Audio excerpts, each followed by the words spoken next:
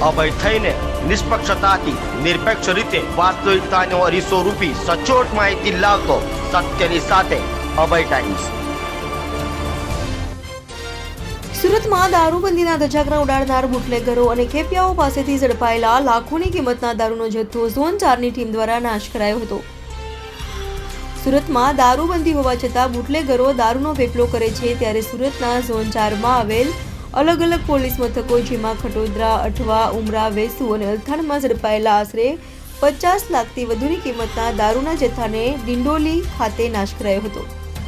दारूनी बोतलों पर बुलडोजर फेरवी दई नाश करायो હતો।